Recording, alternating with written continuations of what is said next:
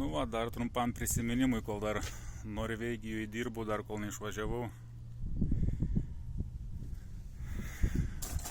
Padėjo kolega pastatyti dėžę, skydą, 2 įvadai, aliuminis 4ant50 ir šitie 2 eis pas vartotoją 5ant16.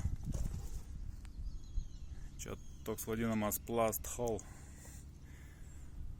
plastiko aptraukta salė, ne salė, kaip jie pavadint, angaras toks ir 2 vartotojai.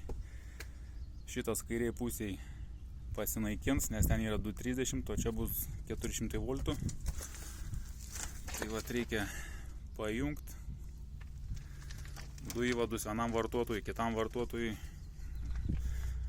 Ir čia šitie iš tinklo ateina aliuminis, nu o čia 516 varis jau vartotojams eis. Visai toks neblogas darbelis, diena šilta, kiek 20 laipsnių kažkur rodo.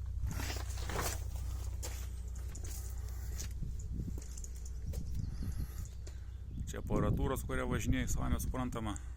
Dar šiek tiek vaizdų iš Kragerio švietėnės, tai jūros paslaugos, tai vadinas.